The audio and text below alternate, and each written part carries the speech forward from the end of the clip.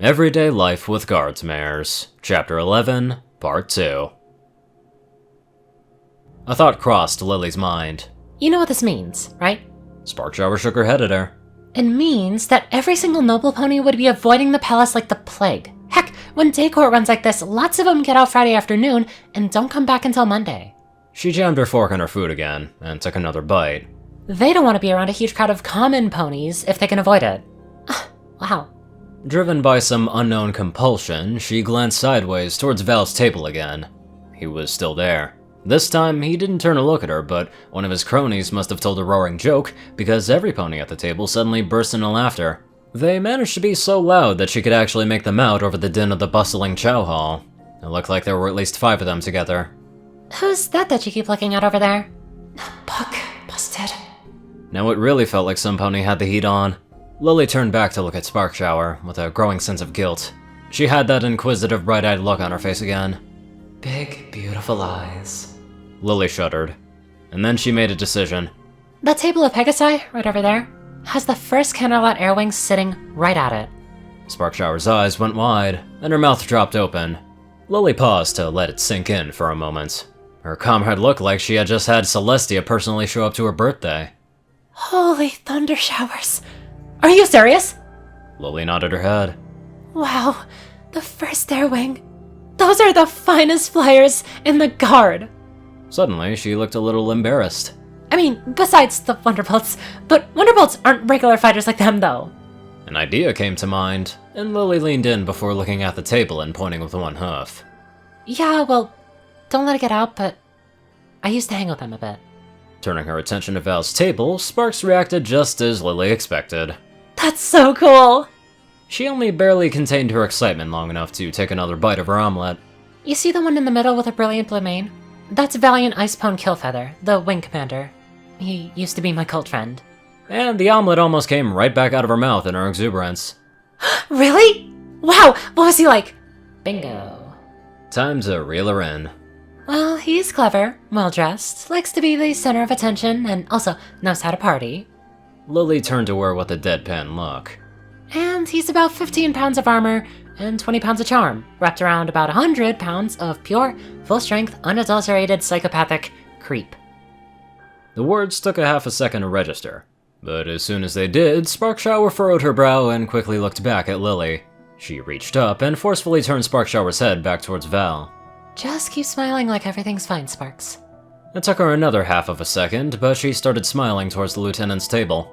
Because everything is fine as long as everybody around him does exactly what he tells them to. And his ability to have fun and live the high life is part of what made me want to play the game. Leaning in even more, she turned her face erect with a smile on her face. But the minute anybody turns him down, things get ugly.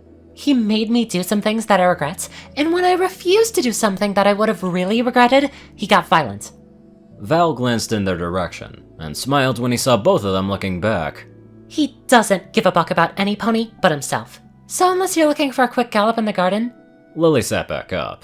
Actually, no. Even if that's all you wanted, you can do way better, Artemis. So please, keep smiling, turn away, and then promise me you'll stay away from him. She did as Lily asked, and she sighed. Now let's just finish our lunch and get out of here. Spark shower! Glamour spear! What the... Lieutenant Temper Violetta was trotting up from behind them. Instantly, Sparkshower had a hoof up and salute. Lily raised her own hoof and turned around in her seat. The lieutenant was carrying her own lunch tray as well. Carry on, specialists. Sorry to interrupt you gentlemen at chow time, but I'd figure that you want to know. Both of them lowered their hooves and relaxed again. Know what, ma'am?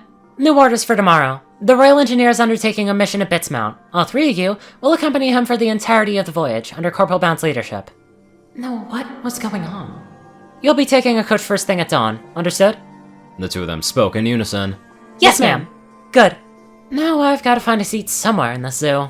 Sparkshower cocked an eyebrow. Ma'am? Why are you eating in the enlisted mess hall anyways? Temper Violetta scrunched up her face as she looked around for a seat. Because Saturday breakfast and lunch in the officer's mess is just reheated Friday dinner. Their commanding officer shook her head in confusion. No idea why.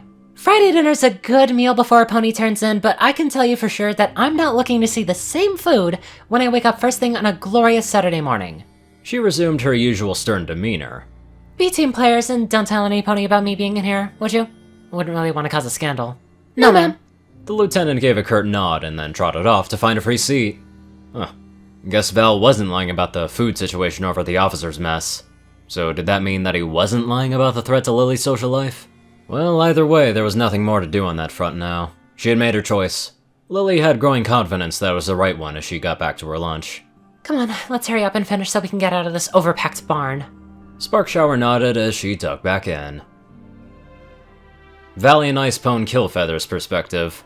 The lunch rush was coming to a close as a blonde-maned Pegasus with a mustache sauntered over to Valiant Killfeather's table and sat down. She trash-talked you, Ice. Call sign Applewood. He was one of the Lieutenant Junior grades under his command. She trash-talked me, huh? After he'd seen that cream-colored young beauty walk in with Lily Glamourspear, he'd been interested.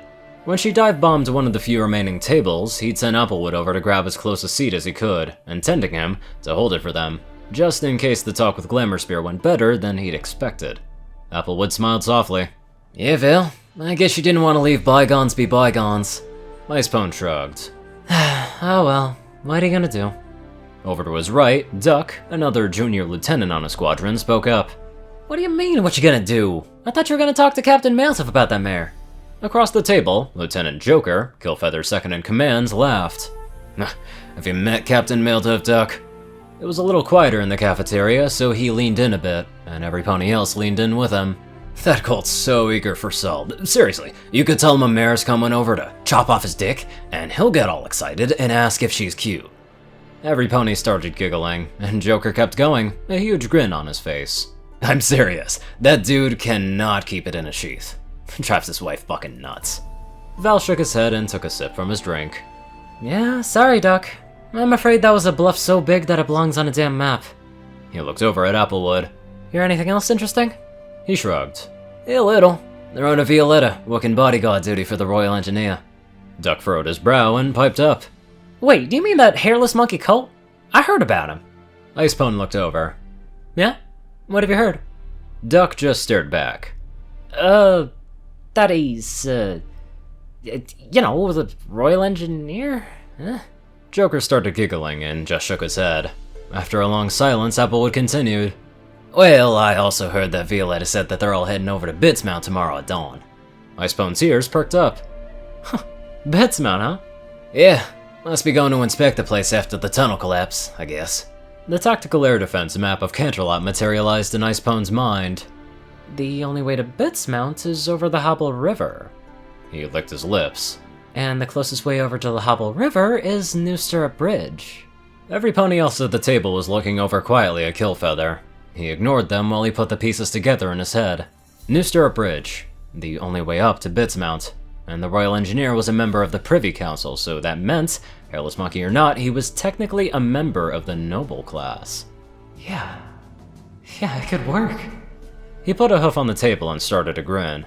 Gentle colts, if you've got a clear schedule for Sunday, what with us being all on Libo, I have a plan that'll get us some fun, some glory, and some action. He bobbed his head to the side.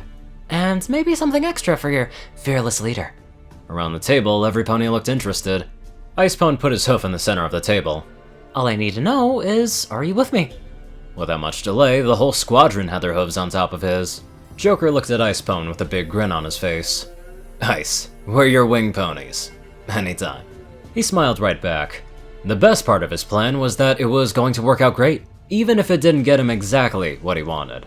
And that was the best kind. Part of me thinks that Valiant's gonna fail in his plan, but also, on the contrary, he might not. But either way, if he does or doesn't, he's probably gonna see Glamourspear and hell just might break loose.